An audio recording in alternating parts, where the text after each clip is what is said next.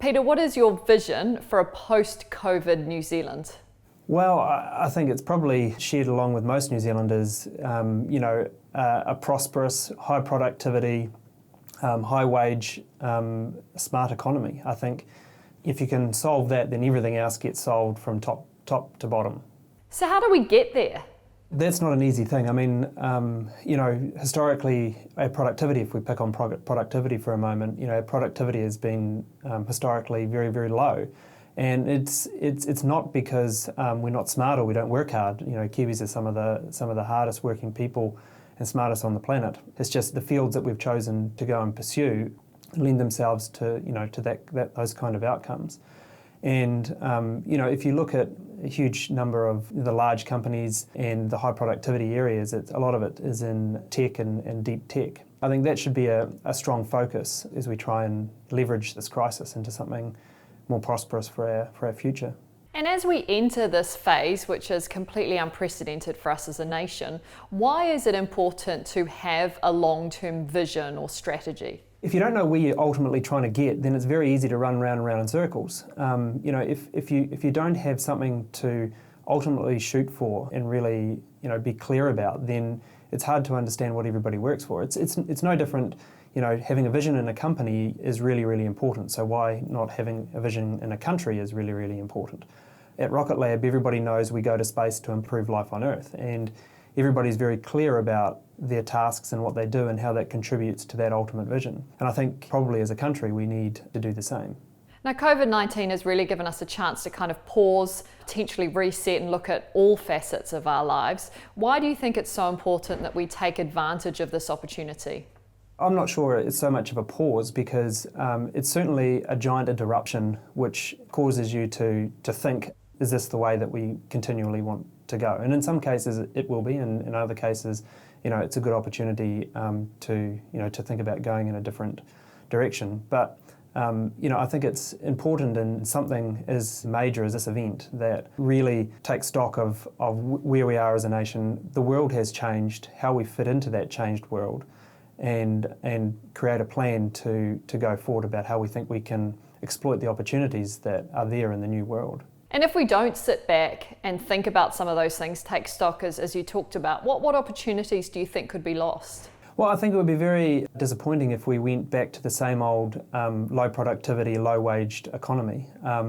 Sectors of our economy are under tremendous pressure right now, like tourism.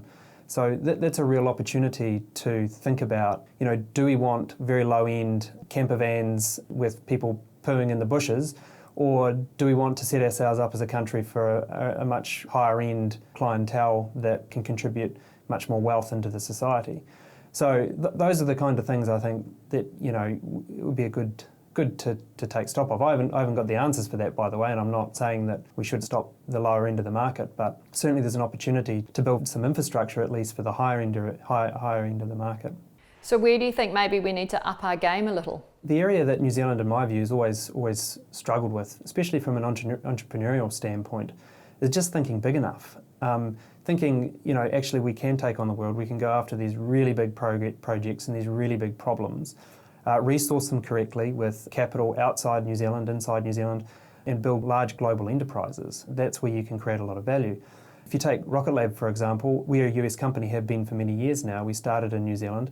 We employ 500 Kiwis, and although our headquarters is in America and we're a US company, the value that's created down here is enormous, and all the capital, or the majority of the capital, actually came from the venture capital community and overseas investment. But it would be hard to argue that there hasn't been tremendous value created. Not only is the 500 high-paying jobs, high productivity, new sectors, it's all goodness. So I think we just need to be careful about ruling things out like overseas investment and being a lot more global in the way we think about solving these really big problems. But most importantly, not being afraid to go after the really big problems, because everybody else in the world is. If we sit back and don't have the boldness to go after these big opportunities, then we'll remain a low productivity economy. Nowhere more than Rocket Lab are you at the forefront of technology and innovation. What role do you see technology playing in the country moving forward? I think technology has a huge role to play. If you look at the businesses that generate tremendous wealth for their countries, they're tech or deep tech based. You have a look at Silicon Valley, for example. Although we might not agree with all of the companies that have been created, there's no argument that those companies are a powerhouse for their economy. And New Zealanders are very good entrepreneurs. New Zealanders are very good at solving complex tech problems. We're less good at bringing those to the world market and commercialising them really effectively on a big scale. So I think that would be an area of opportunity that would be sad to be missed. It's almost, though, a little bit of a paradox, because right now venture capital is almost non-existent. So in the times of a crisis where you could argue that you really should be building new companies and really taking risks, there's a very limited venture capital market right now that would enable you to take those risks.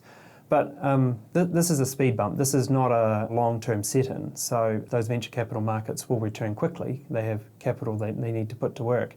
And let's just make sure that New Zealand is ready there with their arms open, ready to accept that capital in, and those ideas can get funded. As a country, we kind of like to think that we're at the forefront of technology, but is that in fact the case? Sometimes and sometimes not. It's funny, I used to work for a government research lab, and there's a number of things in that lab that every year, year after year, I would hear that we were world best technology, and one day I just asked the question, well, if this is so good, then why isn't a big tech company gone and bought this whole team? Because that's what happens when technology is super good. Sometimes we think our technology is better than in fact it is, but there's equal number of times where our technology and our teams are in fact world class, if not the best in the world. Do things like heading into space become less of a priority now we're facing such big problems here on Earth? Well, I'd argue the opposite.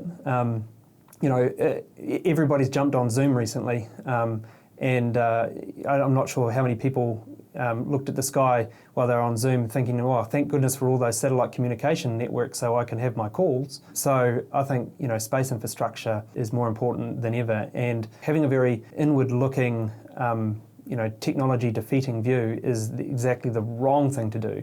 I would argue that, the thing to do now is to think about those ideas, whether they're on the planet or off the planet, that have real opportunity to create value. This kind of event is although it's horrific, it's still really good in a lot of respects for people to understand that we live in a very dynamic world. It's very easy to sit there and think that the world is very static. It's not. It's hugely dynamic, and whether it be a natural disaster or or something like a pandemic, the world throws stuff at you pretty frequently. So it's good for resilience, I think, especially in, I look at my kids growing up, and I think, well, this is good if you had to live through something that's difficult, and I think it's good human shaping characteristics for them at least. If you could set a new course for New Zealand, what would your priorities be? High productivity, high wage economy, deep tech, and incredibly smart businesses, and not being afraid to leverage international capital. If you could change one thing, now this is a big question, if you could change one thing, what would it be? Yeah, about the only thing I can think of there is it's really cultural within the New Zealand psyche, and that is to think bigger and go after the really big problems. Sometimes I think Kiwis think they're small island nation, small island minded, but they're not. Being bold enough to go out onto the world stage and do really big things. New Zealanders excel at that, and I'm always surprised whenever I go around big corporations all around the world. You walk past a booth and there's a little Kiwi flag flying in someone's cubicle somewhere, and they're not the cleaners. You'll find that they are senior management, deep technical officers and things like that. So New Zealanders on the international stage are incredibly well recognised and renowned. So if we can do a bit more of that at home, I think that would be a great thing. Now here's one that I think is particularly apt for you and your business, Peter. Can you think of a time where having a vision for your business meant extraordinary things were achieved? I'm a strong believer in having a vision for everything, including your business. When you have a vision, it doesn't really matter how large or unachievable the vision seems. Having a really clear vision that everything ties to is super important. When you're undertaking tasks and doing things that sometimes aren't very much fun or really, really hard work, it's always good to be able to relate that back to why you're doing it in the first place. And for us here at Rocket Lab is, we believe we can have a really positive impact to a large portion of the population of this planet if we can reduce the cost to getting infrastructure and services in orbit. And if you're someone down on the production floor building a rocket and there's a customer satellite going on there, it's a weather satellite, that weather satellite is providing weather to a whole lot of countries around the planet, it's very easy to draw the link between the work that you're doing and the vision. Having a vision is incredibly important, but having one that is very big is really important as well. But making sure that you gate that big vision with milestones along the way so that you just don't spout off some big vision which is, there's no tangible path to getting there. It's making sure that there's a big vision but also clear objectives and a pathway to get to meeting that vision.